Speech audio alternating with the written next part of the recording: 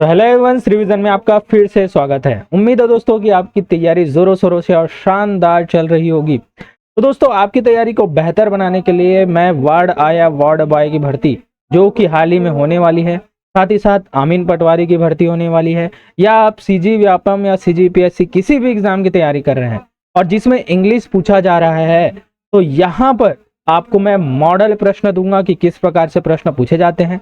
और सारे प्रश्न प्रीवियस ईयर क्वेश्चन ही होंगे जो कि विभिन्न परीक्षाओं में पूछे गए हैं। तो देखिए, यहाँ पर मैं सिर्फ क्वेश्चन नहीं दूंगा बल्कि उसका एक्सप्लेनेशन भी दूंगा। मतलब आपको प्रश्न के साथ उस टॉपिक से संबंधित सारी जानकारी मिलने वाली है।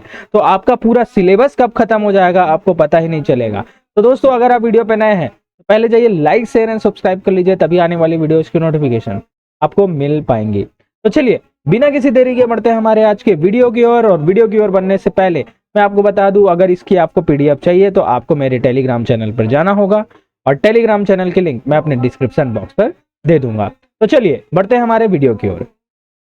तो चलिए हम बढ़ते हैं प्रैक्टिस सेट नंबर 3 की ओर। और मैं फिर से आपको बोलता हूं, अगर आपको वीडियोस कंटिन्यू चाहिए तो कमेंट बॉक्स पर यस जरूर लिखिए, अन्यथा मैं सीधे दूसरे टॉपिक पे चले जाऊंगा।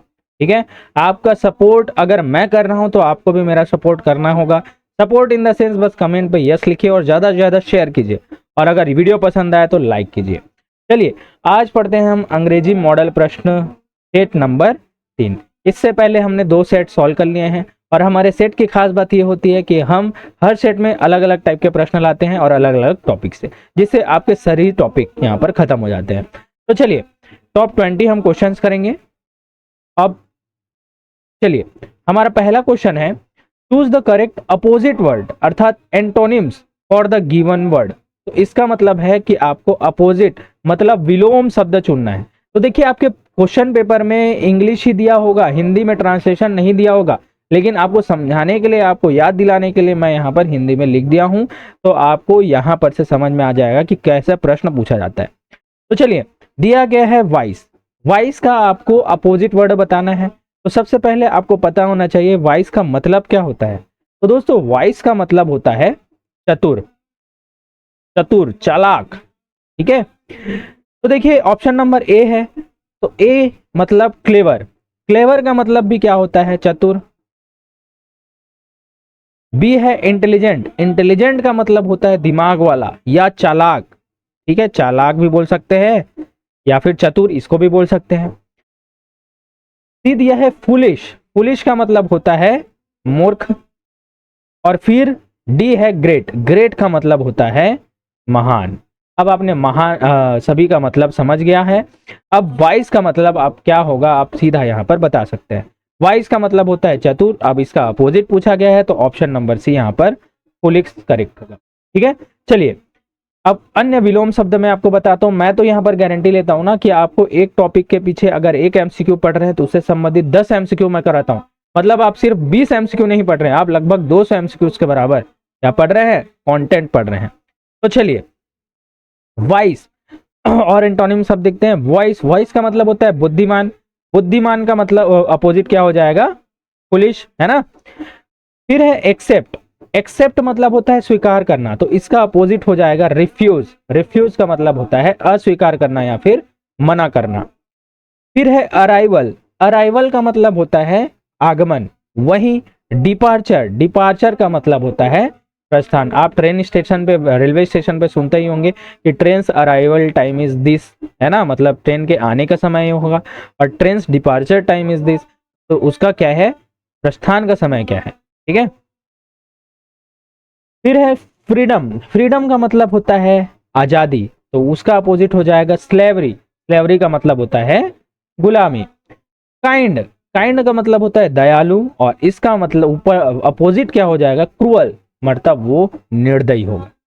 फिर आता है विक्ट्री। विक्ट्री का मतलब होता है जीत, और इसका अपोजिट हो जाएगा डिफीट। डिफीट का मतलब होता है हार। तो देखिए, इतने सारे मैंने एक ही प्रश्न के पीछे आपको बहुत सारे प्रश्न करा दिए हैं। ठीक है, तो अगर वीडियो पसंद आ रही हो तो यार ज्यादा से ज्यादा शेयर कीजिए। मुझे पता चलता है कि कितने लोगों ने शेयर किया है। यहाँ पर कंजूस लोग तो पढ़े पड़े हैं, है ना, बस बोलते बस हैं कि हाँ सर ये चाहिए ये चाहिए, लेकिन शेयर करने में आपकी आत्मा कांपती है। क्यों? चलिए कर दो, करो थोड़ा शेयर, सबका भला करो। सबका मतलब अन्य और जो स्टूडेंट्स है ना उनका भी भला करो। चलिए क्वेश्चन नंबर 2 है, choose the correct similar meaning word synonyms for the given word. अब यहाँ पर बोला है सिनोनिम्स, ठीक है। तो सिनोनिम्स मतलब होता है समानार्थी, जिसका अर्थ समान हो, तो वो निकालना है। तो आपका वर्ड दिया है एनुअल, एनुअल का सिनोनिम्स क्या हो जाएगा? एनुअल का मतलब होता है वार्षिक। एनुअल एग्जाम बोलते हैं ना, एनुअल का मतलब होता है वार्षिक। अब देखते हैं इसका समानार्थी क्या होगा। ऑप्शन नंबर ए है डेली। डेली का मतलब क्या होगा? डेली का मतलब होता है प्रतिदिन। फिर आता है दूसरा वीकली। वीकली का मतलब होता है साप्ताहिक, मतलब सप्ताह में, ठीक है। मंथली का होता है मासिक। मंथली का मतलब होता है मासिक, मतलब महीने में।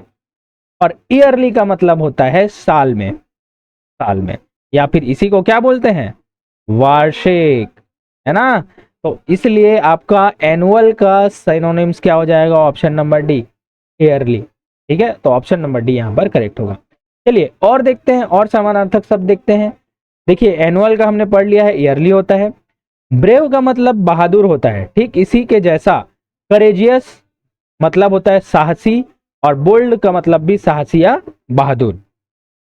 फिर आता है फेमस। फेमस का मतलब होता है प्रसिद्ध, तो इसी का समानार्थी हो जाएगा वेल नोन और या फिर पॉपुलर, ठीक है। अब देखते हैं साइलेंट का क्या होगा। साइलेंट का हो जाएगा क्वाइट, यानी शांत, है ना। साइलेंट का मतलब भी शांत होता है और क्वाइट का मतलब भी क्या होता है? शांत होता है। प्लीज कीप क्वाइट बोलते हैं ना। चलिए फिर देखते हैं टॉकेटिव। टॉकेटिव का मतलब होता है बातूनी। He is very talkative person बोलते हैं ना, वो बहुत ही बातूनी है। तो इसी का एक और होता है चैटी। चैटी, वो बहुत चैटी करता है ना, बहुत ही बातूनी है। फिर आता है ह्यूज। इसको पढ़ते हैं ह्यूज। ह्यूज का मतलब होता है विशाल, और इसका सिनोनिम्स हो जाएगा इनॉर्मस या फिर वास्ट। इसका सिलेबस बहुत वास्ट है बोलते हैं ना, मतलब बहुत ही विशाल है। इनॉर्मस, इनॉर्मस जाइंट बोलते हैं, मतलब बहुत ही विशाल का है, दानव, है ना। तो ह्यूज का मतलब होता है इनॉर्मस, ठीक है। चलिए अब आगे बढ़ते हैं। Fill in the blanks with the correct article a and the, ठीक है। तो आर्टिकल्स आपको यूज करना है भाई। चलिए पिछले 2 क्लासेस में मैंने आर्टिकल के बारे में बता दिया है। अब आगे हम देखते हैं। देखिए blank, sun rises in the east, ठीक है। ऑप्शन में है ए लगाना है, एन लगाना है, द लगाना है, या फिर कोई भी आर्टिकल नहीं लगेगा। तो देखिए दोस्तों यहां पर आपका आंसर हो जाएगा ऑप्शन नंबर सी, द। ये द क्यों आएगा मैं आपको बताता हूं। देखिए कोई भी ऐसी चीज जो संसार में केवल एक ही है, उसके आगे में क्या लगता है? द। जैसे सन, सूरज मतलब एक ही है ना, संसार में एक ही है, कहीं 2 सूरज देखे हो क्या? नहीं, इसलिए यहां पर क्या लगेगा? द। जैसे हिमालय, हिमालय भी क्या है? एक ही है, ठीक है। तो द हिमालय लगे। समझ में आया? गंगा, द गंगा, ठीक है। तो इस प्रकार से द कहाँ का यूज होगा मैं आपको बताता हूं। तो देखिए द का विशेष प्रयोग मैं आपको बताता हूं। द का प्रयोग उन वस्तुओं के लिए होता है जो दुनिया में केवल और केवल एक है, मतलब यूनिक थिंग्स के लिए द का प्रयोग होता है। चलिए जैसे एग्जांपल लिखिए, सन, सन केवल एक है तो द सन हो गया। मून, चांद भी एक है तो द मून हो गया। अर्थ, पृथ्वी भी एक है तो द मून हो जाएगा। स्काई, आसमान भी एक है तो द स्काई हो जाएगा। तो देखिए द का प्रयोग नदियों, नदियों जैसे एग्जांपल लेते हैं द गंगा। पहाड़ों जैसे हिमालय ले लिए तो द हिमालय। महासागरों, है ना, जैसे द कैस्पियन सी, है ना, प्रशांत महासागर, ठीक है। प्रसिद्ध इमारतों जैसे ताजमहल तो द ताजमहल हो गया। धार्मिक ग्रंथों जैसे रामायण ले लिए तो द रामायण हो गया। तो इन सभी में भी द का प्रयोग होता है। तो जहां भी आपको नदी दिखा, जैसे महानदी, है ना, महानदी, पहाड़ दिखा, कोई भी पहाड़ दिखा, महासागर दिखा, प्रसिद्ध इमारत दिखे, है ना, धार्मिक ग्रंथ दिखे, तो यहां पर जो भी वर्ड दिखेगा सीधा सामने में क्या लगा देना? द लगा देना, ठीक है। यही इसकी ट्रिक है। चलिए आगे देखते हैं। Identify the correct spelling. अब सही स्पेलिंग आपको बताना है भाई। चलिए देखिए ऑप्शन नंबर ए में है, ये चारों में आपको बिजनेस अर्थात व्यापार की स्पेलिंग यहाँ पर पूछी जाती है। बहुत ही लोग यहाँ पर गलत करते हैं, इवन मुझे भी ये चीजें समझ में नहीं आती, है ना, थी पहले, लेकिन अब तो प्रैक्टिस के बाद ये चीजें समझ में आने लगी हैं। तो चलिए ऑप्शन नंबर ए है बिजनेस का स्पेलिंग कौन सा है, बी में, सी में, डी में? तो इसका आंसर सीधा कमेंट करके बताइए। तो चलिए मैं वेट कर रहा हूं। तो दोस्तों इसका आंसर हो जाएगा ऑप्शन नंबर सी।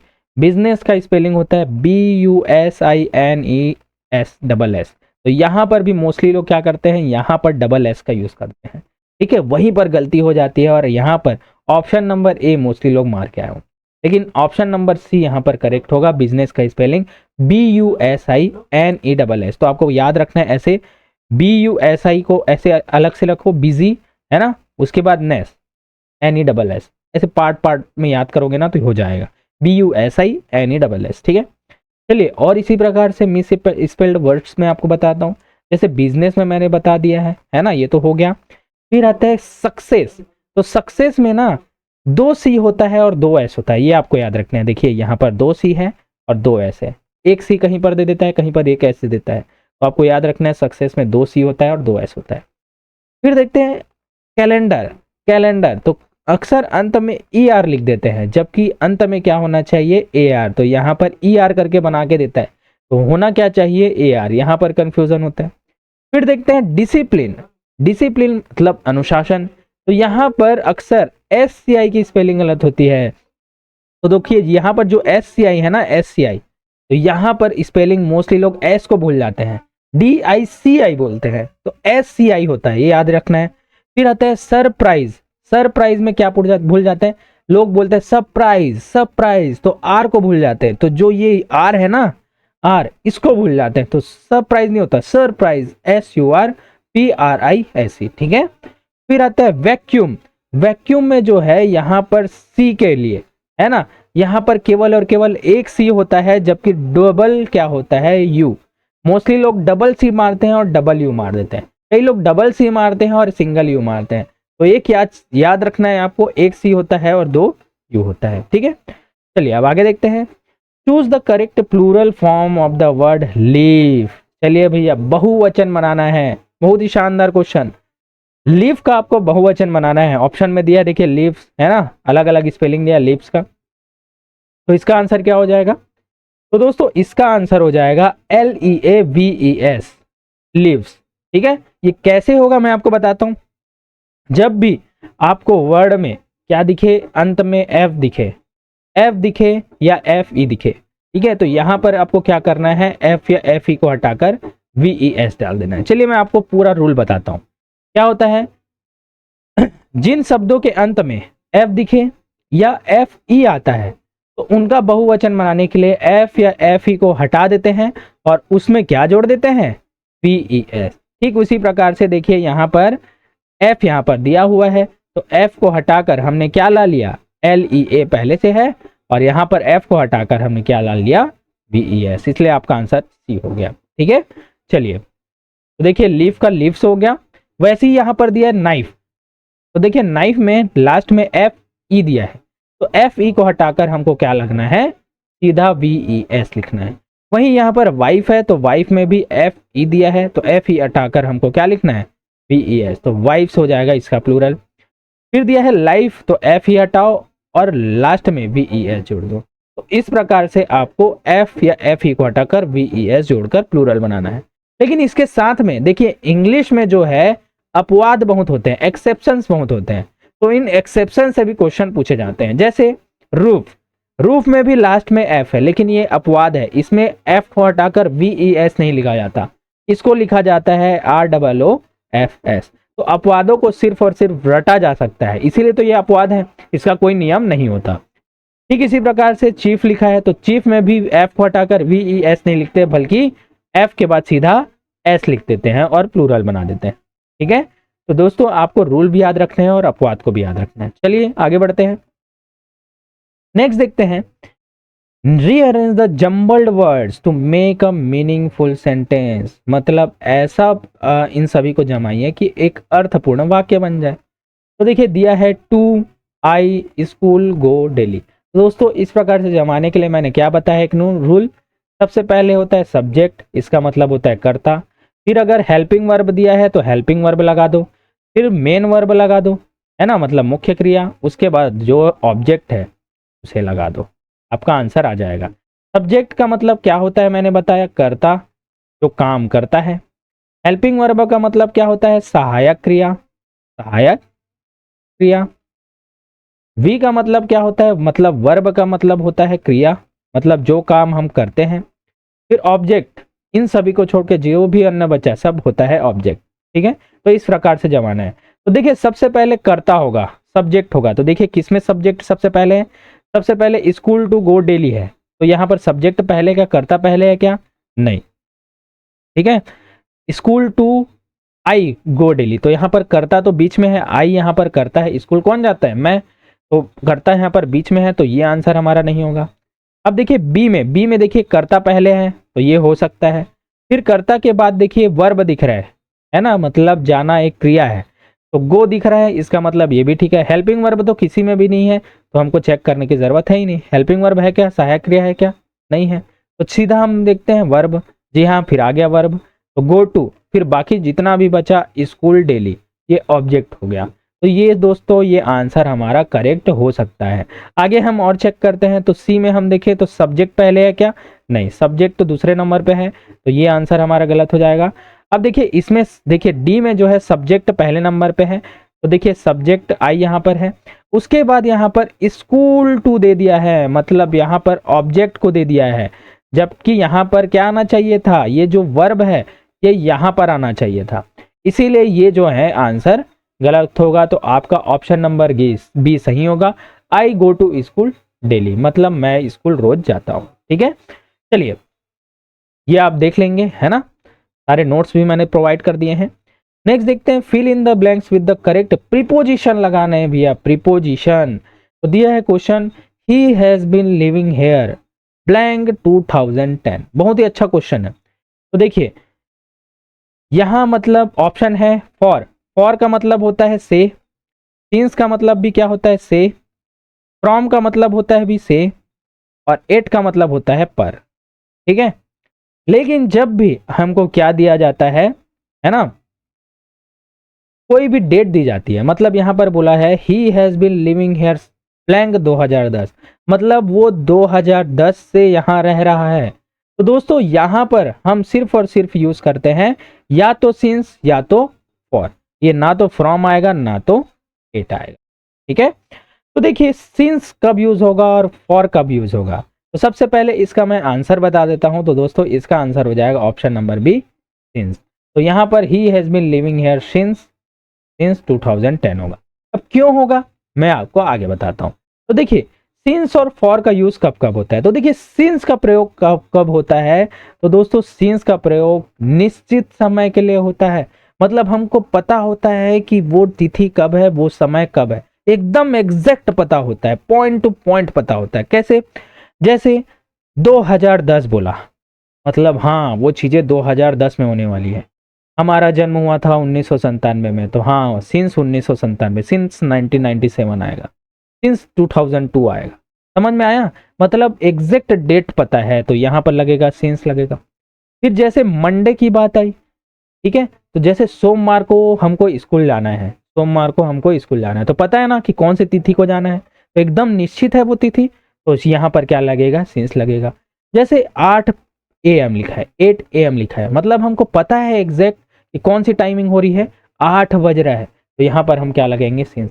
जैसे मॉर्निंग है, मॉर्निंग तो सुबह, तो वहां पर क्या लगाएंगे, सिंस। जैसे इवनिंग होती तो सिंस इवनिंग, मतलब आपको समय पता चल रहा है ना कि कौन से टाइम में सभी चीजें हो रही है।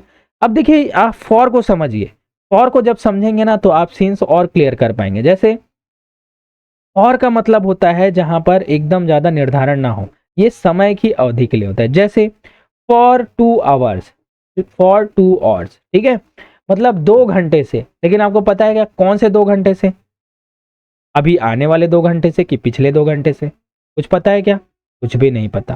ठीक है, मतलब कब वो 2 घंटा चालू हुआ ये हमको पता है क्या, नहीं। ठीक है, तो यहां पर हम क्या लगाएंगे, फॉर लगाएंगे। अगर वही मैं बोल देता 9 बजे से, तो 9 बजे से लगता तो हम लगाते सिंस लगाते। ठीक है, जैसे यहां पर बोला गया है 10 डेज, तो कौन से 10 दिन, कौन से 10 दिन ये हमको पता है क्या, नहीं।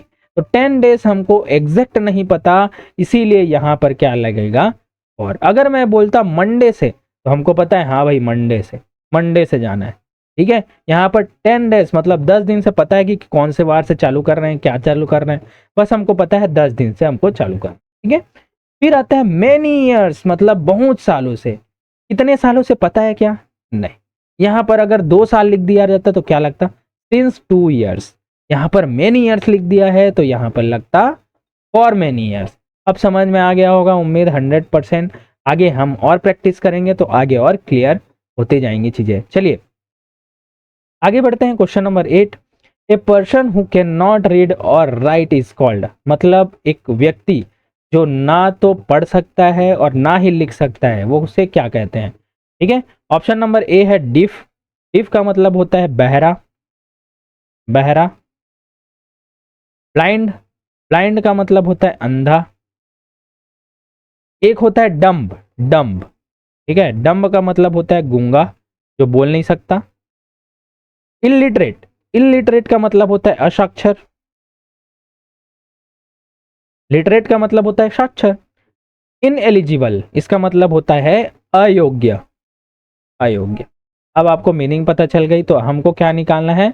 वह व्यक्ति जो पढ़ और लिख नहीं सकता, तो पढ़ और नहीं लिख सकता मतलब अनपढ़, अनपढ़ या फिर बोलेंगे असाक्षर। तो ऑप्शन नंबर सी यहाँ पर इलिटरेट करेक्ट होगा, ठीक है। चलिए अब वन वर्ड सब्स्टिट्यूशन और मैं बताता हूं कौन कौन सा है। ए person who can not here मतलब जो सुन नहीं सकता उसे क्या बोलते हैं? डिफ बोलते हैं, बहरा बोलते हैं। A person who can not see जो देख नहीं सकता उसे क्या बोलते हैं? ब्लाइंड बोलते हैं, अंधा बोलते हैं। A person who can not speak तो इसे क्या बोलते हैं? डम्ब अर्थात गूंगा बोलते हैं। A person who can read and right जो लिख भी सकता है और पढ़ भी सकता है उसे क्या बोलते हैं? लिटरेट, ठीक है। और जो दोनों नहीं कर सकता उसे बोलते हैं इलिटरेट। लिटरेट का अपोजिट हो जाएगा इलिटरेट, ये भी आपको पता होना चाहिए। A person who can not read और राइट इलिटरेट। तो देखिए इस प्रकार से वन वर्ड सब्स्टिट्यूशन में अगर हम आज क्लास नंबर 3 पढ़ रहे हैं ना, तो पिछले 2 क्लास उसमें 5-5 हो गए, मतलब अभी तक हमने 15 वन वर्ड सब्स्टिट्यूशन पढ़ लिया है और याद कर लिया है। तो देखिए दोस्तों आप खुद समझ पाएंगे कि हमारी तैयारी ऐसे ही फ्लो में होते जा रही है।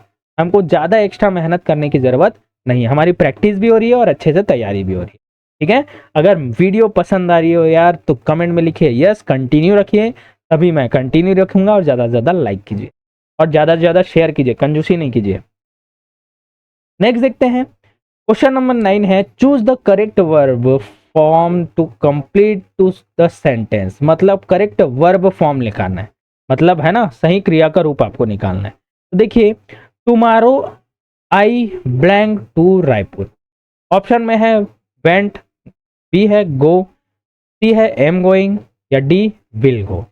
तो देखिए यहाँ पर बात की जा रही है टुमारो। टुमारो का मतलब होता है आने वाला कल, जो अभी आया नहीं है, आने वाला कल। यस्टरडे का मतलब होता है बीता हुआ कल, जो बीत चुका है, ठीक है। तो टुमारो का मतलब है आने वाला कल, इसका मतलब हम भविष्य की बात कर रहे हैं। और जब भविष्य की बात कर रहे हैं तो हम सहायक क्रिया क्या लगाते हैं? विल का प्रयोग करते हैं, ठीक है। तो हम क्या प्रयोग करते हैं? विल या शैल का, ठीक है। तो देखिए आई के साथ यहाँ पर क्या होता है? वैसे तो शैल का प्रयोग होता है लेकिन मोस्टली लोग अब वर्तमान परिप्रेक्ष्य में विल का प्रयोग करते हैं। यहाँ पर दिया नहीं है तो सीधा विल वाला दिया है तो विल वाला ऑप्शन हम लेंगे। अगर सेल दिया रहता तो सेल वाला ऑप्शन लेते। तो देखिए यहाँ पर लिखा है टुमारो ब्लैंक टू रायपुर, मतलब टुमारो मतलब कल मैं रायपुर जाऊंगा। इसका मतलब हम क्या लगाएंगे? वेंट लगाएंगे क्या? नहीं, वेंट तो पास्ट टेंस है। गो लगाएंगे क्या? गो तो प्रेजेंट टेंस है, हमको तो फ्यूचर में जाना है।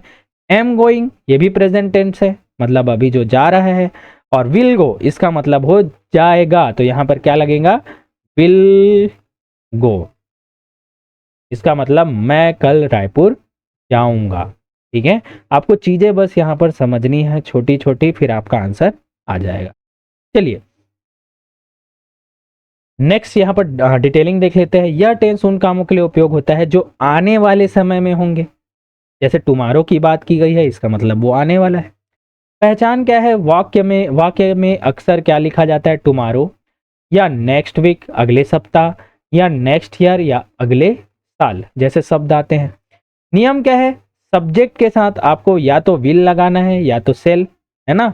और वर्ब का पहला रूप आपको लगाना है, ठीक है। स्किल या वेल है ना, हमने क्या लगाया यहाँ पर, विल लगाया, वैसे तो शैल लगता है, ठीक है, क्योंकि यहाँ पर शैल दिया ही नहीं है तो सीधा विल लगाया हमने। तो जैसे शी विल कम टुमारो, मतलब वो कल आएगी। They will play a match next Sunday, मतलब वे लोग अगले संडे क्या है, मैच खेलेंगे। देखिए दोनों के लास्ट में यहाँ टुमारो दिखा, यहाँ पर नेक्स्ट संडे दिखा, ठीक है, तो हमने विल और सेल का प्रयोग किया है।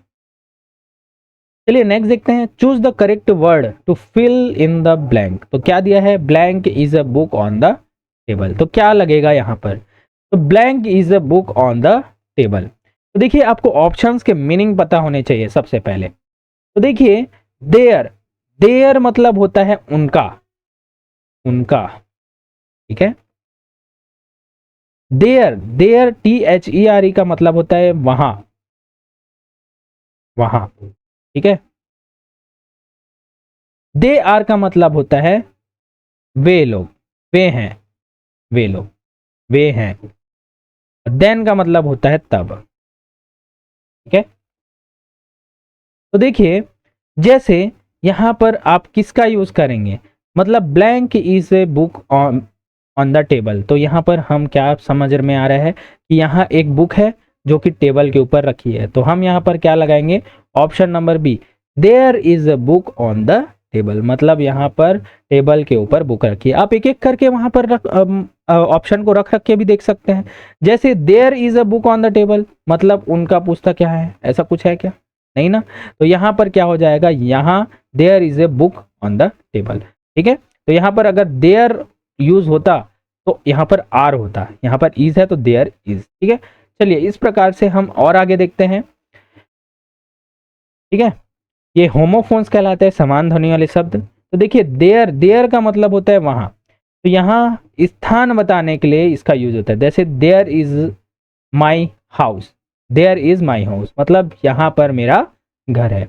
देयर का मतलब होता है उनका, जैसे इट इज देयर कार, यह उनकी कार है, ठीक है।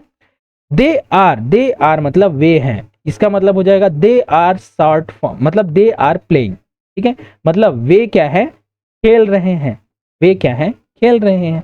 और देखते हैं आगे अब next, what is the past tense of break, ठीक है। तो देखिए ब्रेक, ब्रेक का आपको पास्ट टेंस लगाना है, पास्ट टेंस मतलब वर्ब का सेकेंड फॉर्म, मैंने बार बार बता रखा है।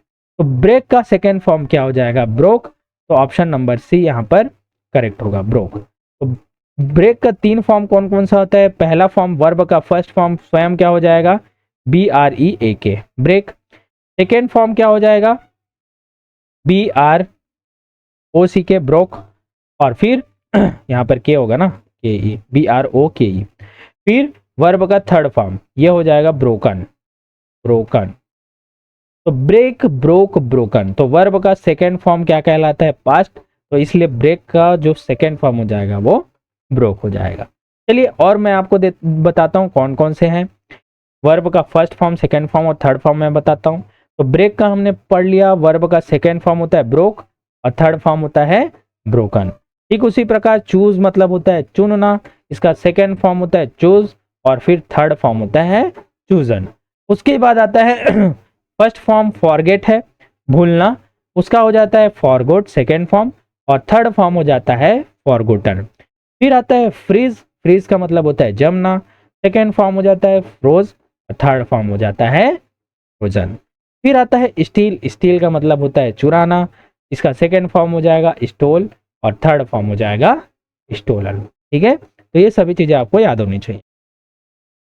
नेक्स्ट देखते हैं, choose the correct superlative degree of beautiful. तो देखिए डिग्री के बार बार मैं क्वेश्चन करा रहा हूं, मतलब डिग्री से क्वेश्चन आएगा ना तो 110% सभी से प्रश्न बनेगा। चलिए तो देखिए अब बताते हैं हमको सुपरलेटिव डिग्री। तो डिग्री की 3 अवस्था होती है, मैंने बता लिखा है, एक होती है पॉजिटिव, दूसरी होती है कॉम्परेटिव और थर्ड होती है सुपरलेटिव। तो आपको ब्यूटीफुल का सुपरलेटिव डिग्री बताना है। तो देखिए ऑप्शन नंबर ए दिया है ब्यूटीफुलर, ऑप्शन नंबर बी है ब्यूटीफुलेस्ट, ऑप्शन नंबर सी है more beautiful, option number D है मोस्ट ब्यूटीफुल। देखिए सुपरलेटिव डिग्री का मतलब होता है सब में सर्वश्रेष्ठ, इसलिए आपका आंसर हो जाएगा option number D most beautiful. जैसे she is most beautiful girl in his house, मतलब वो उसके घर में सबसे सुंदर लड़की है।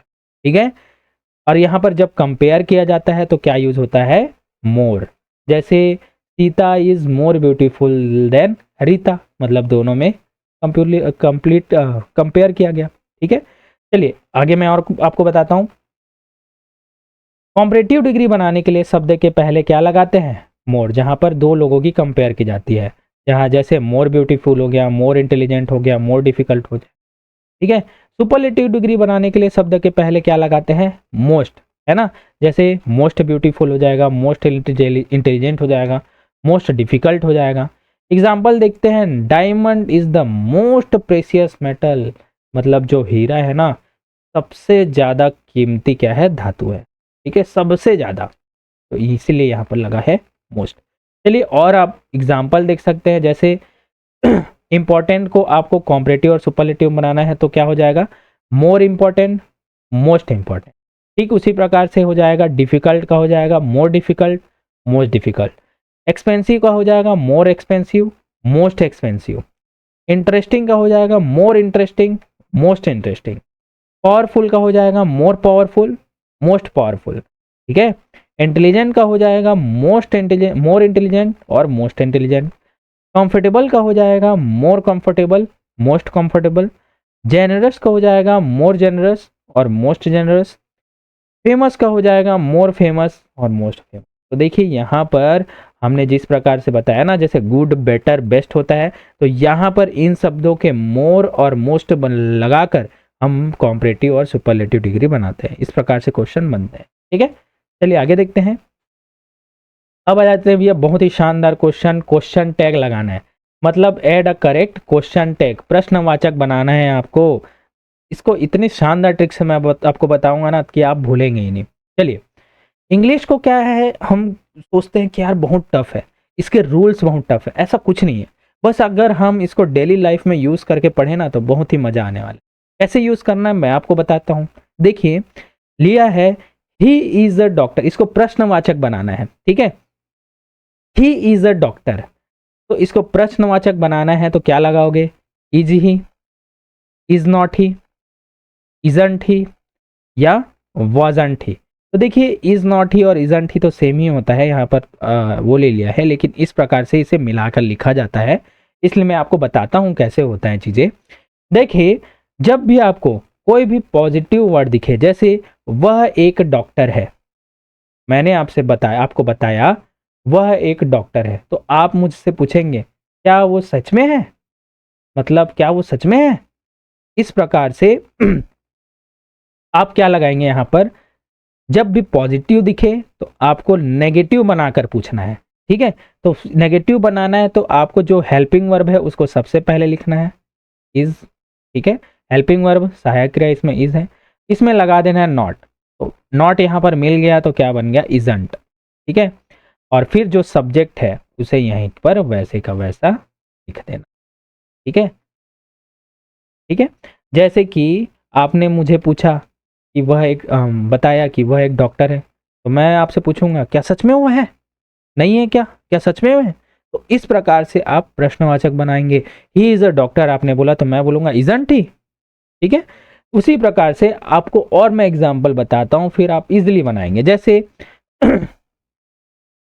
अगर वाक्य सकारात्मक पॉजिटिव है तो टैग को नकारात्मक नेगेटिव बनाना है। जैसे he is smart, he is smart है तो मैं क्या बोलूंगा, सबसे पहले हेल्पिंग वर्ब लिखूंगा इज, अब इसमें एंटी लगा दूंगा इजंट, और फिर सब्जेक्ट को लिख दूंगा, तो हो गया हमारा ही इज स्मार्ट, तो इजंट ही, वो है कि नहीं। ठीक है, अब अगर वाक्य नकारात्मक है तो टैग को हमको सकारात्मक बनाना है। जैसे यहाँ पर बोला है ही इज नॉट स्मार्ट, वो स्मार्ट है ही नहीं।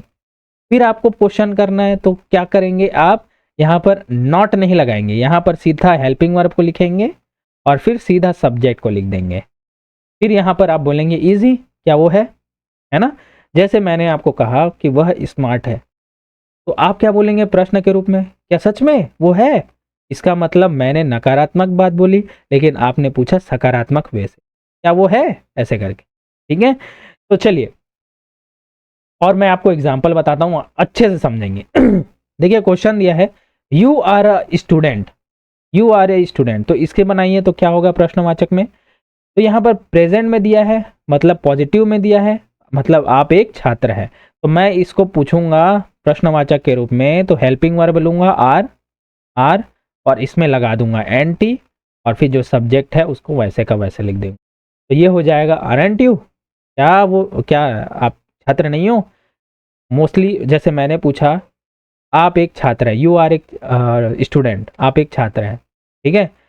फिर मैं पूछूंगा इजंट यू, क्या नहीं हो ना? तो इस प्रकार से आपको बनाना है। तो चलिए, सी वॉज हैप्पी, इसका आपको बनाना है, तो क्या हो जाएगा, वॉस लीजिए, उसमें एंटी लगाइए और फिर सी को लिख दीजिए, तो क्या हो जाएगा, वॉजंट सी। ठीक उसी प्रकार से दे वर प्लेइंग है, ये भी पॉजिटिव है, तो इसमें क्या लगाना है आपको, हेल्पिंग वर्ब। हेल्पिंग वर्ब में एंटी लगा देना है और फिर सब्जेक्ट को लिख देना है, तो क्या हो जाएगा, वरंट दे। ठीक है, यहां पर देखिए दिया हुआ है, तुम एक छात्र हो, है ना, हो कि नहीं। ठीक उसी प्रकार से वह खुश थी ना कि नहीं थी, वे खेल रहे थे, है ना, खेल रहे थे कि नहीं खेल रहे थे। तो इस प्रकार से जब पॉजिटिव दे तो हमको नेगेटिव में चेंज करके पूछना है। चलिए और देखते हैं। अब यहां पर जब नेगेटिव हो तब कैसे पूछेंगे, जैसे यू आर नॉट टायर्ड, मतलब आप थके नहीं हो। आर यू, थक गए हो क्या? तो यहां पर क्या किया, सिर्फ और सिर्फ हेल्पिंग वर्ब को लिया और उसके बाद क्या लिख दिया, सब्जेक्ट को। नॉट को आपको हटा देना है, मतलब जहां प्रश्न में पहले नॉट दिया है तो आपको आंसर में नॉट नहीं लगाना है, और अगर प्रश्न में नॉट नहीं है तो आपको आंसर में नॉट लगाना है। बस इतना बात याद रख लीजिए। तो जैसे यहां पर पूछा गया तुम थके नहीं हुए, मतलब तुम थके हुए नहीं हो, ठीक है, हो क्या, मतलब थके हो क्या, इस प्रकार से पूछा जाता है।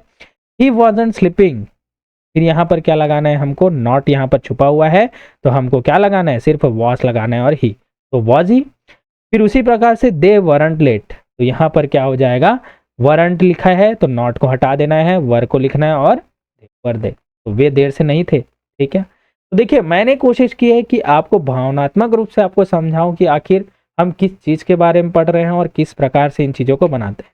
अगर इसको आपको रटना है तो रटने का मैंने टेक्निक बता दिया है, समझना है तो समझने का भी मैंने टेक्निक आपको बता दिया है। तो इंग्लिश एक भाषा है यार, इसको समझो ना, क्यों रट रहे हो।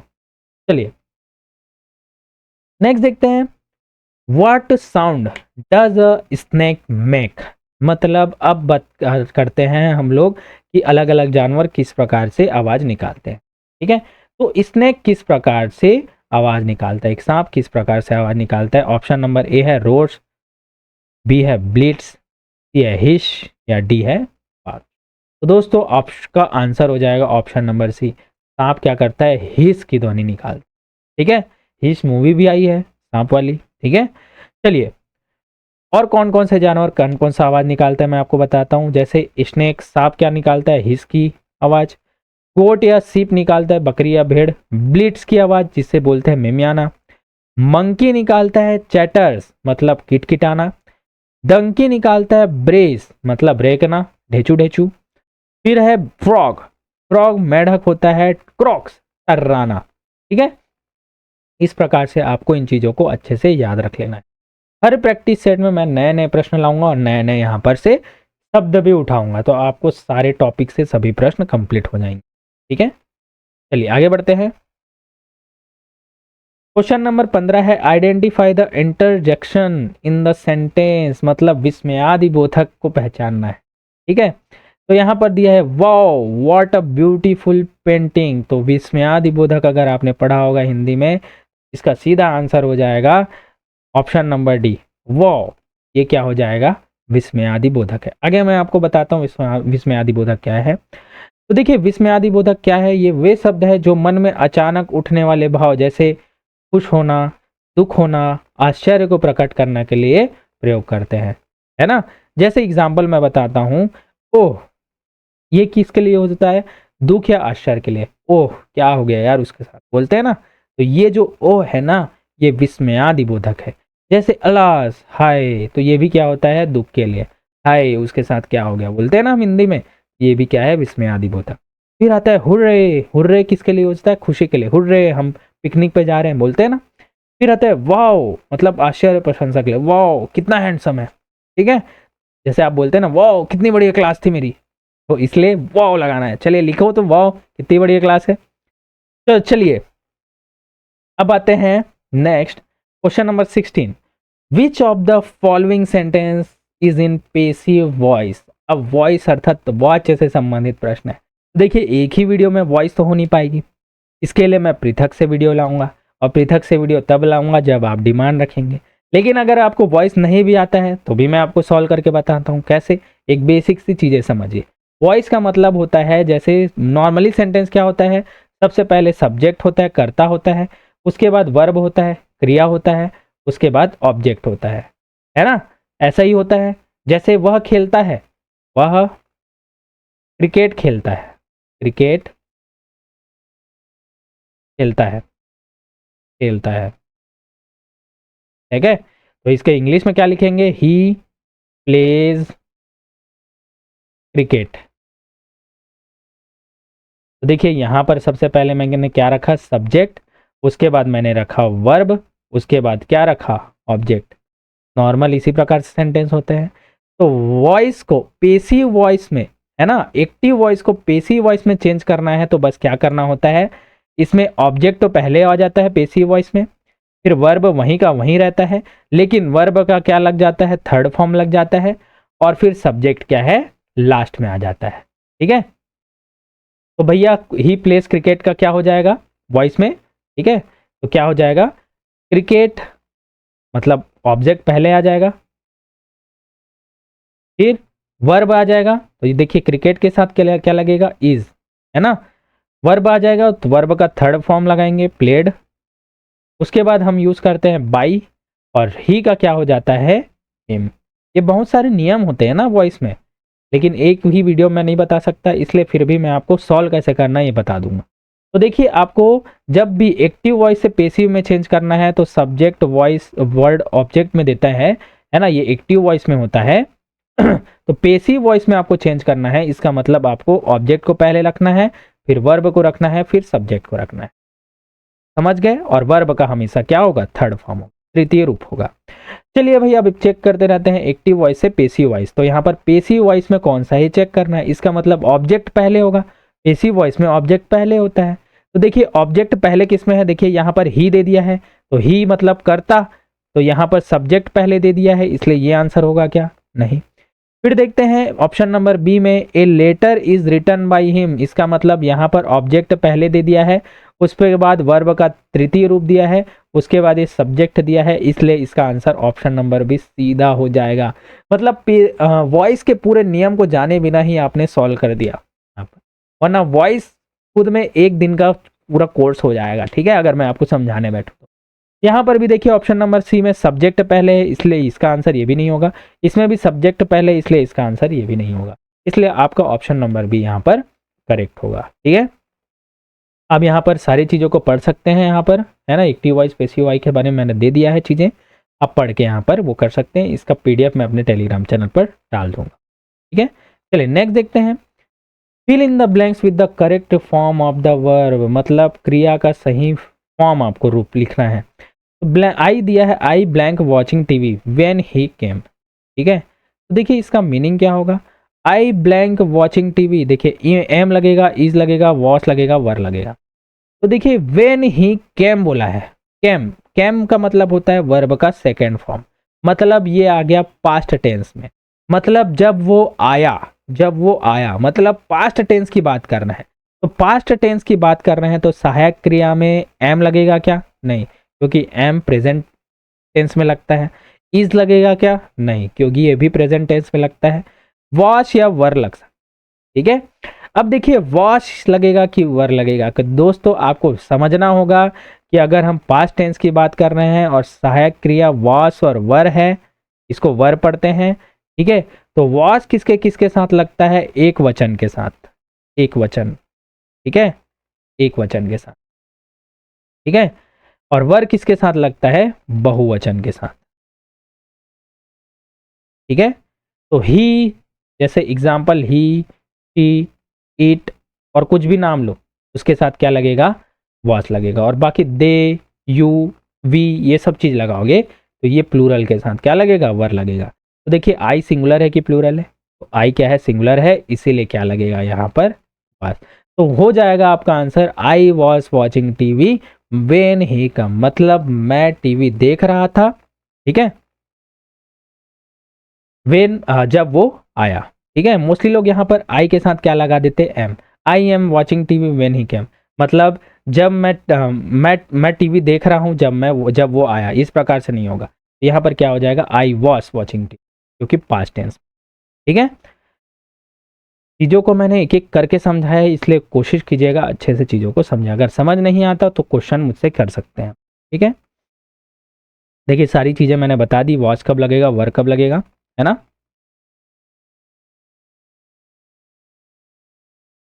चलिए फिर है क्वेश्चन है, identify the noun in the following sentence. अब आपको नाउन बताना है, संज्ञा क्या है ये बतानी है। देखिए दिया है honesty is the best policy. तो देखिए नाउन अर्थात संज्ञा क्या होता है, किसी वस्तु, व्यक्ति, स्थान या भाव के नाम को ही क्या कहते हैं, संज्ञा कहते हैं। तो देखिए यहाँ पर संज्ञा क्या है, ऑनेस्टी। ऑनेस्टी क्या है, एक भाव है, तो इसीलिए आपका आंसर हो जाएगा ऑनेस्टी एक संज्ञा है, तो ऑप्शन नंबर डी यहाँ पर करेक्ट हो, ठीक है। तो देखिए संज्ञा क्या होता है, मैं आपको पूरा बताता हूँ। संज्ञा किसी वस्तु, स्थान, व्यक्ति, नाम के भाव को क्या कहते हैं, संज्ञा कहते हैं। और संज्ञा के प्रकार होते हैं, संज्ञा के प्रकार होते हैं 5। चलिए कौन कौन से प्रकार हैं मैं आपको बताता हूँ। सबसे पहले हम देखते हैं कॉमन नाउन। कॉमन नाउन का मतलब होता है जातिवाचक संज्ञा, है ना, जिसमें हम किसी वस्तु या व्यक्ति या नाम की जाति के बारे में जानते हैं। जैसे एग्जाम्पल देखते हैं लड़का, तो ये लड़कों की जात है बोलते हैं ना। अब लड़का या तो छोटा लड़का हो गया, या बड़ा लड़का हो गया, या काला लड़का हो गया, या गोरा लड़का हो गया, तो वो क्या है, लड़का है, एक जात हो गई। ठीक उसी प्रकार से सिटी, शहर, मतलब चाहे दिल्ली बोले, बॉम्बे बोले, रायपुर बोले, सभी के सभी क्या है, शहर है, तो ये क्या है, जाति हो गई। वहीं बुक, किताब, किताब के अंतर्गत आप कुछ भी किताब लो, है ना, जैसे उपन्यास ले लो, कहानी ले लो, कविता ले लो, सभी प्रकार के किताब में आते हैं, तो किताब एक जाति है। ठीक उसी प्रकार से नदी, नदी आप कुछ भी ले लो, चाहे गर्म पानी की नदी बोल लो, ठंडे पानी की नदी बोल लो, ठीक है, लाल नदी बोल लो, तो नदी एक खुद में क्या है, एक जाति है, इसलिए वो क्या है, जातिवाचक संज्ञा। आगे और आप समझेंगे, दूसरा आता है प्रॉपर नाउन। प्रॉपर नाउन होता है व्यक्तिवाचक संज्ञा, जिसमें किसी व्यक्ति, स्थान या वस्तु का खास नाम होता है, और यह हमेशा कैपिटल लेटर से शुरू होता है, ये इसकी क्या है, ट्रिक है। तो देखिए जैसे मैंने एक लड़के की बात की गई, तो लड़का राहुल, अगर मैं स्पेसिफिक बोलूं तो राहुल हो जाएगा प्रॉपर नाउन, ठीक है। और राहुल एक लड़का है, तो लड़का क्या हो जाएगा, कॉमन नाउन, ठीक है। फिर आता है सिटी, शहर की मैं बात करूं तो ले लिया मैंने दिल्ली, तो दिल्ली क्या हो जाएगा, प्रॉपर नाउन, ठीक है। और अगर शहर की बात की जाए तो शहर, सिर्फ सिटी बोला तो मैंने हो जाएगा कॉमन नाउन। बुक देखा मैंने, बुक लिया रामायण, रामायण एक पुस्तक है, तो ये क्या हो जाएगी, प्रॉपर नाउन। ठीक उसी प्रकार से नदी, नदी मैंने लिया गंगा, तो गंगा क्या हो जाएगी, प्रॉपर नाउन। मतलब विशेष हम नाम का बात कर, ठीक है। चलिए मतलब जैसे मैंने गंगा बोला तो गंगा नदी बोला, तो आप समझ जाएंगे ना कि गंगा नदी की बात की जा रही है। और अगर मैं सिर्फ नदी बोलता तो क्या आप समझ पाते, नहीं ना, क्योंकि नदी खुद में एक जात है ना, इसलिए जातिवाचक संज्ञा के रूप में। फिर देखते हैं कलेक्टिव नाउन। कलेक्टिव नाउन बहुत ही इजी होता है, ये होता है समूहवाचक संज्ञा, जिसमें हम समूह की बात करें, ठीक है। जिसमें जैसे हम बात करें टीम की, है ना, टीम। फिर है आर्मी, समूह की बात। फैमिली, परिवार, मतलब लोगों का परिवार, समूह। बंच यानी गुच्छा, यहाँ पर भी समूह की बात की जा रही है, इसलिए ये होता है कलेक्टिव नाउन, ठीक है। नाउन से भी क्वेश्चन आएंगे। फिर आता है मटेरियल नाउन, मतलब होता है पदार्थवाचक संज्ञा। पदार्थवाचक संज्ञा किसी पदार्थ या धातु का नाम जिससे दूसरी चीजें बनती है, जैसे गोल्ड, सोना हो गया, धातु है। वाटर, धातु है, मतलब वाटर से और अलग अलग चीजें बनती है, ठीक है। पदार्थ है ना, धातु की नहीं कहें, पदार्थ, पदार्थवाचक संज्ञा में पदार्थ आएंगे, धातु नहीं, है ना। फिर आता है वुड, लकड़ी, है ना। फिर आता है मिल्क, दूध, ये सभी क्या है, पदार्थ है, पदार्थ, ठीक है, जिससे कुछ नई चीजें बनाई जा सकती, तो मटेरियल नाउन में आ जाएगा ये। अब आते हैं एब्स्ट्रैक्ट नाउन। एब्स्ट्रैक्ट का नाउन का मतलब होता है भाववाचक संज्ञा, मतलब अलग अलग भाव होते हैं, जैसे गुस्सा आना, रोना, हंसना, ये सभी क्या है, भाव है। तो जैसे ईमानदारी, ऑनेस्टी, ये क्या है, एक भाव है, तो ये क्या है, एब्स्ट्रैक्ट नाउन में आएगा। लव अर्थात प्यार, ये भी भाव है, तो भाववाचक संज्ञा में आएगा। सैडनेस, सैडनिक भी एक भाव है तो ये भी एब्स्ट्रैक्ट नाउन में आएगा। ब्रेवरी बहादुरी भी एक भाव है तो ये भी क्या है, एब्स्ट्रैक्ट नाउन में आएगा। इस प्रकार से नाउन आइडेंटिफाई करने का भी क्वेश्चन यहाँ पर आपसे बनता है। चलिए अब नेक्स्ट बनते हैं भैया, आगे बढ़ते हैं। सर्वनाम को चुनना है ना। Choose the correct pronoun to complete the sentence. Pronoun का मतलब होता है सर्वनाम। सर्वनाम क्या होता है, जो संज्ञा के बदले आते हैं। जैसे आई विल डू इट, ऑप्शन में दिया है माई, मी, माई सेल्फ और माई। तो देखिए यहाँ पर आपको स्वयं के बारे में बोला गया है, तो स्वयं के बारे में बोला गया है तो आई विल डू इट मतलब मैं स्वयं करूंगा, तो आपका आंसर हो जाएगा option number C, myself. तो I will do it myself यहाँ पर करेक्ट होगा। चलिए आगे मैं इसकी डिटेलिंग देता हूँ। तो इसे बोलते हैं रिफ्लेक्सिव प्रोनाउन, है ना। ये सर्वनाम तब प्रयोग होते हैं जब काम का असर कर्ता पर ही पड़ता है, मतलब जो भी काम किया जा रहा है ना वो कर्ता स्वयं द्वारा कर। तबीयत खराब हो चुकी है थोड़ी।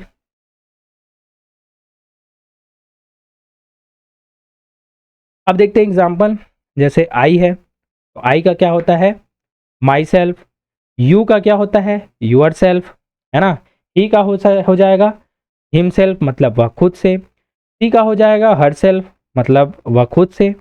इट का हो जाएगा इट सेल्फ। वी का हो जाएगा अवर सेल्फ। दे का हो जाएगा देम सेल्फ। जैसे यहाँ पर होता दे, आई के जगह में दे होता, आई के जगह में दे होता तो क्या हो जाता, दे विल डू इट, तो ब्लैंक में आता देम सेल्फ। ठीक है। जैसे आई के जगह में वी होता, वी, तो वी विल डू इट, तो ब्लैंक की जगह में क्या होता, अवर सेल्फ होता। ठीक है, इन चीजों को आपको याद रखना है। चलिए नेक्स्ट देखते हैं, लास्ट क्वेश्चन। कंजक्शन लगाना है, इसका आंसर आप देंगे।